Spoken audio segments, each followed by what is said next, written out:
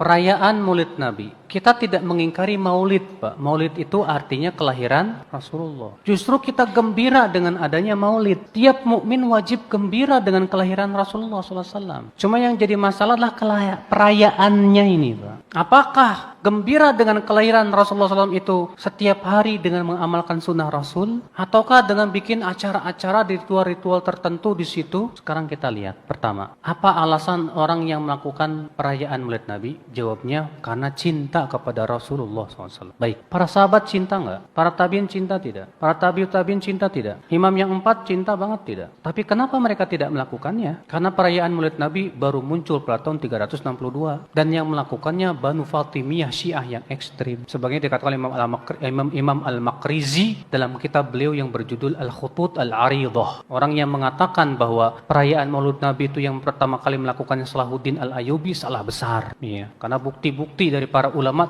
telah jelas menunjukkan bahwa itu baru muncul pada zaman Banu Fatimiyah, Syiah yang ekstrim. Oke, taib. Apakah Nabi SAW menganjurkan umatnya untuk merayakan kelahirannya? Tidak. Apakah para sahabat, para tabi'in tidak lebih tahu tentang kebaikan masalah itu? Tidak. Apakah para tabi'in, para imam yang 4, Imam Syafi'i, Imam Ahmad, Imam Malik, Imam Abu Hanifah juga tidak faham masalah itu? Pak, ini permasalahan nih, Pak. Kenapa mereka tidak lakukan? Padahal, pertama, mereka mampu melakukan. Pendorongnya ada, yaitu cinta. Tapi kenapa mereka tidak lakukan, Pak? Adapun riwayat-riwayat yang disebutkan, siapa yang mengagungkan maulidku, maka ia dapat syafaatku. Itu hadisnya palsu, Pak. Riwayat-riwayat semua itu palsu. Maka dari itulah, Pak, kalau saya memandang bahwa perayaan seperti ini, ya, termasuk bab khilafiyah, bukan ijtihadiyah. Saya memandangnya begitu. Khilafiyah, betul khilafiyahnya. Tapi ijtihadiyahnya, saya tidak memandang itu termasuk ijtihad yang diperbolehkan. Kenapa? Karena sama sekali ternyata sahabat, tabi'in, tabi'ut tabi'in, imam yang 4 pun tidak merayakannya sama sekali. Padahal mereka lebih semangat kepada kebaikan. Mereka lebih mencintai Rasulullah SAW. Taib, gimana kalau kita rayakan setiap hari? Dengan cara mengkaji sunnah-sunnah Rasul, menghidupkan dalam kehidupan sehari-hari. Apa itu tidak bisa disebut merayakan juga? Kalau makna merayakan itu artinya bergembira dengan kelahiran Rasulullah SAW. Mana yang lebih besar, Pak? Merayakan dengan cara kita gembira mengkaji sunnah-sunnah Rasul dan menghidupkan dalam kehidupan sehari-hari. Kita gembira melaksanakan perintah Rasul, gembira meninggalkan larangan Rasul, atau cuma setahun sekali, setelah itu hilang lagi. Jangan Anda kira kita yang tidak mau ikut-ikutan merayakan tidak cinta Rasul. Cinta itu bukan hanya sebatas di lisan, tapi cinta itu akan terlihat dalam praktek dan amalan. Allah mengatakan dalam surat Ali Imran ayat 31, "Qul in kuntum tuhibbunallah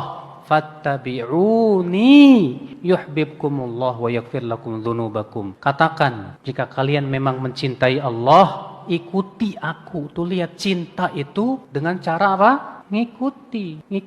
Ya. Dan kemarin, Pak, sudah kita bahas secara tuntas masalah bid'ah. Saya tidak ingin mengulangi di sini. Jadi tolong dirujuk aja ceramah saya di sini, di The Stranger ini. Pembahasan saya tentang masalah bid'ah. Apa itu bid'ah? Apakah sesuatu yang Rasulullah tidak lakukan itu bid'ah? Itu ada perinciannya. Ternyata tidak setiap yang Rasulullah tidak lakukan itu disebut apa? Bid'ah. Ada perincian-perinciannya. Sudah saya sebutkan, sudah saya jelaskan. Jadi mohon antum rujuk aja ya kajian saya yang kemarin itu. Ada di YouTube ya.